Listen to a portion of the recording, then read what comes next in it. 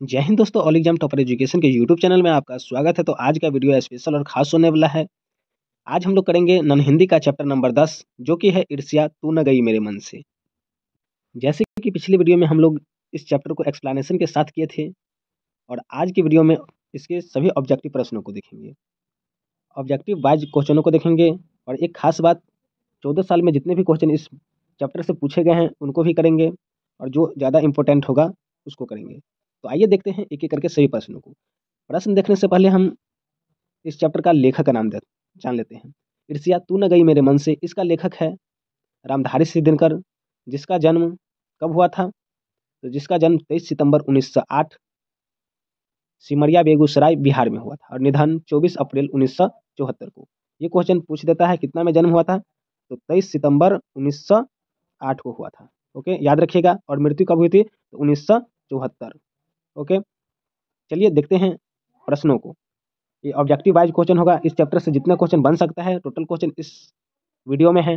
अगर आप इस वीडियो को देख लेते हैं तो इससे बाहर पढ़ने की कोई ज़रूरत नहीं है। तो चलिए देखते हैं एक एक करके सभी प्रश्नों को।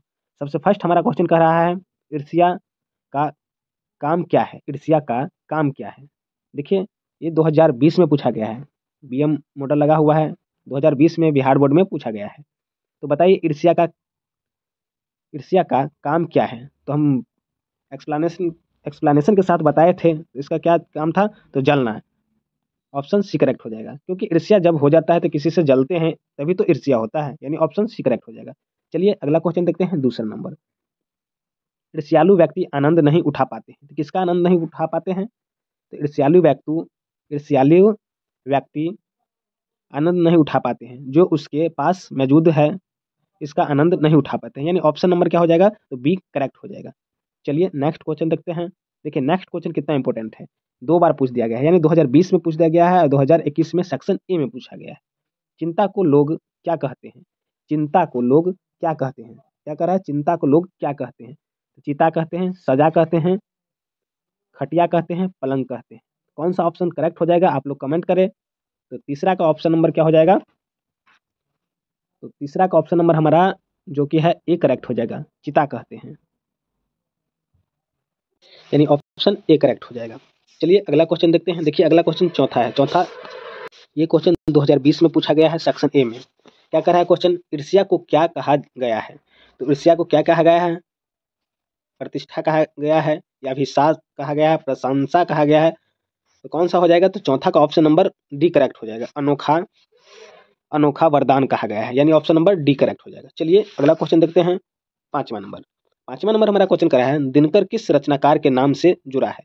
दिनकर किस रचनाकार के नाम से जुड़ा है? तो दिनकर जो कि है रामधारी सिंह दिनकर के नाम से जुड़ा हुआ है, यानी ऑप्शन नंबर बी करेक्ट हो जाएगा। अगला क्वेश्चन है। देखिए अगला क्वेश्चन कितना इंपॉर्टेंट है इस चैप्टर का। ये क्वेश्चन 2020 और 21 में पूछा गया है, यानी एक चीज़ गौर किए हैं, अगर इस चैप्टर से गौर कर रहे हैं तो 2020 और 21 में सबसे ज़्यादा बार इस चैप्टर से पूछा गया है क्वेश्चन, और 2025 में भी आने का संभावना है, इसलिए इस वीडियो को पूरा अंत तक जरूर देखें। छठा नंबर हमारा क्वेश्चन कर रहा है किसके विभव की वृद्धि से वकील साहब का कलेजा जलता था? तो किसकी वृद्धि से वकील साहब का कलेजा जलता था?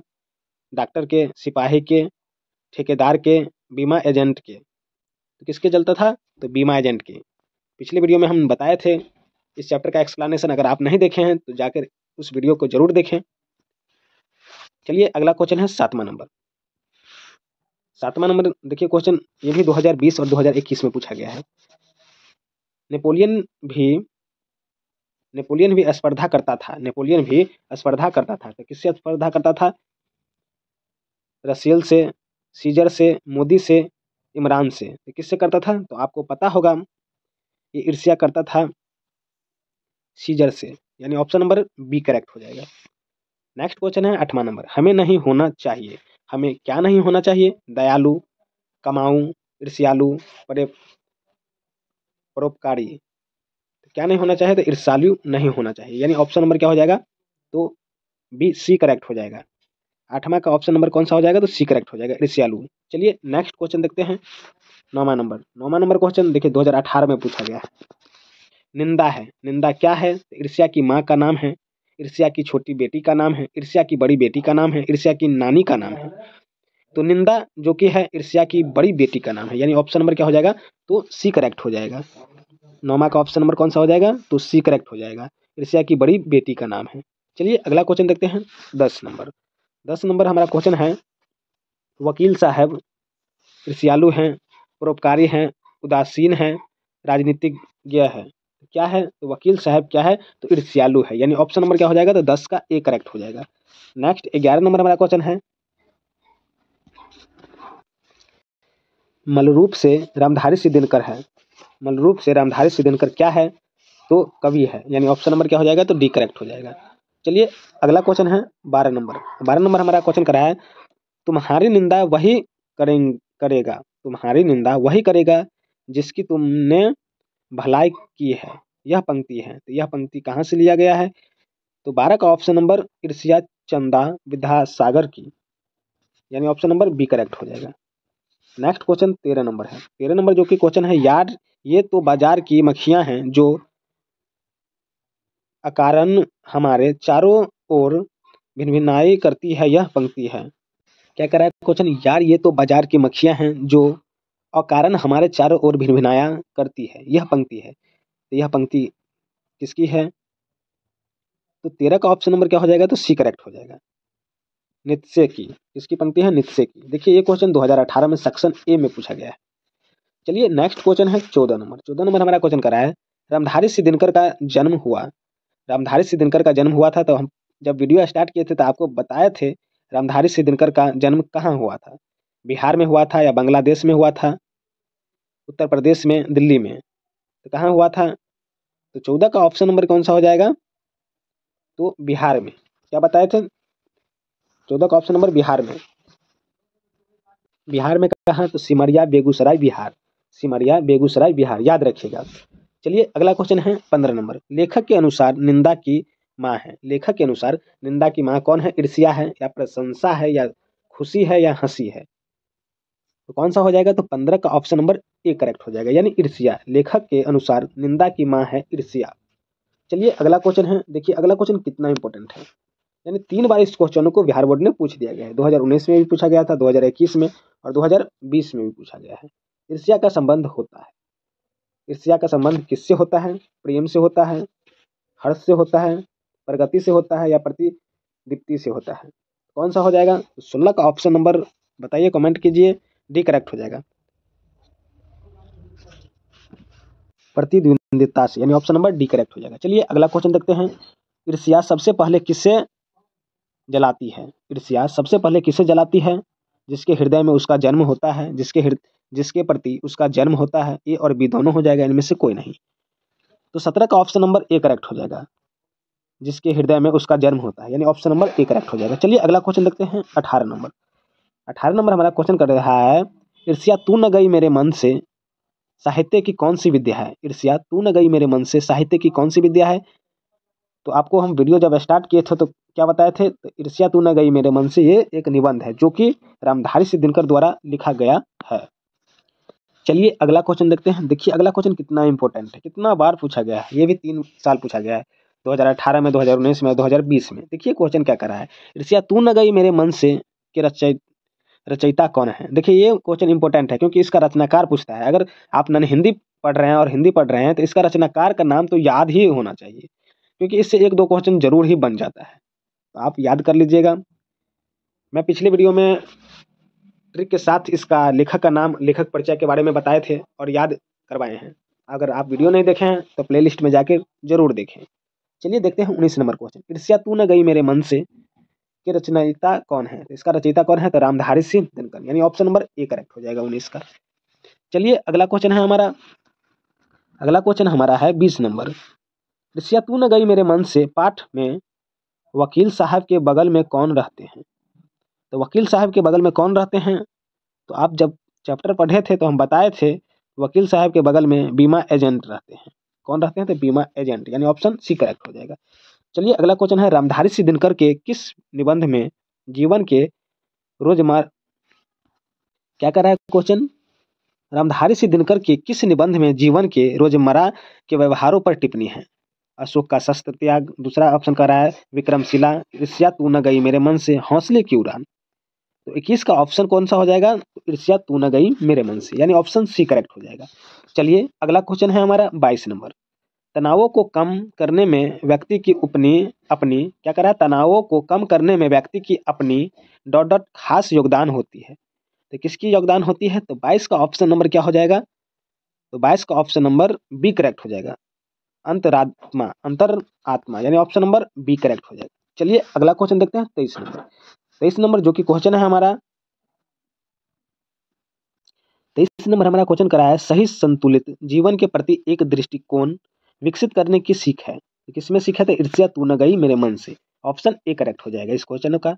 चलिए अगला क्वेश्चन देखते हैं 24 नंबर। 24 नंबर हमारा क्वेश्चन करा है, बाजार की मक्खियों को छोड़कर एकांत की ओर भागे, यह किसने कहा? बाजार की मक्खियों को छोड़कर एकांत की ओर भागे, यह किसने कहा था? तो किसने कहा है? देखिए क्वेश्चन 2021 में पूछा गया है। कितने में? तो 2021 में। इस क्वेश्चन का आंसर क्या हो जाएगा? नित्से ने, यानी ऑप्शन बी करेक्ट हो जाएगा। नित्से ने कहा था बाजार की मक्खियों को छोड़कर एकांत की ओर भागो। चलिए अगला क्वेश्चन है 25 नंबर। 25 नंबर जो कि हमारा क्वेश्चन है वो 2021 में पूछा गया है। कितने में? 2021 में पूछा गया है। 25 क्वेश्चन हमारा कह रहा है, ईर्ष्या तू न गई मेरे मन से शीर्षक पाठ में कहा गया है जिसे किसी प्रचंड चिंता ने पकड़ लिया तो उस बेचारे की जिंदगी ही डॉट डॉट बदल जाती है, उन्नत हो जाती है, खराब हो जाती है, तो खुशी हो जाती है। तो कौन सा ऑप्शन करेक्ट हो जाएगा? तो खराब हो जाती है, यानी ऑप्शन नंबर सी करेक्ट हो जाएगा। चलिए अगला क्वेश्चन है 26 नंबर। किसी व्यक्ति के पतन का कारण क्या होता है? किसी व्यक्ति के पतन का कारण क्या होता है? गरीबी होता है या अमीरी होता है, झूठ बोलना, सद्गुणों का हास? तो क्या होता है? तो 26 का ऑप्शन नंबर ए करेक्ट हो जाएगा, गरीबी होता है। गरीबी किसी व्यक्ति के पतन का कारण होता है, यानी ऑप्शन ए करेक्ट हो जाएगा। ये देखिए 2021 में क्वेश्चन पूछा गया है। चलिए अगला क्वेश्चन देखते हैं 27 नंबर। ईर्ष्या तू न गई मेरे मन से निबंध में हृदय पर दंत के दास को कौन भोगता है? क्या कर रहा है क्वेश्चन? ईर्ष्या तू न गई मेरे मन से निबंध में हृदय पर दस के दास को कौन भोगता है? कृपालु व्यक्ति भोगता है, संकोची व्यक्ति भोगता है, या ईर्ष्यालु व्यक्ति भोगता है, दयालु व्यक्ति भोगता है?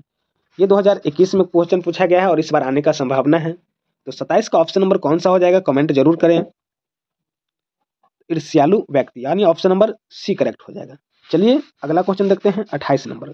28 नंबर हमारा क्वेश्चन कह रहा है, जब मनुष्य के हृदय में ईर्ष्या का उदय होता है तो क्या होता है?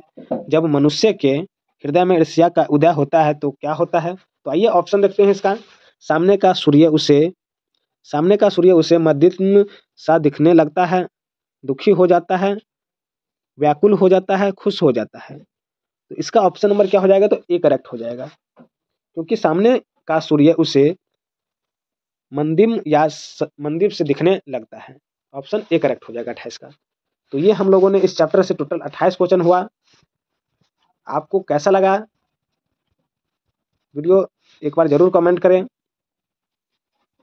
अगर लेखक परिचय देखते हैं तो लेखक परिचय में सबसे ज़्यादा याद करने वाला है तो ये इसको याद कर लीजिएगा, साहित्य विद्या।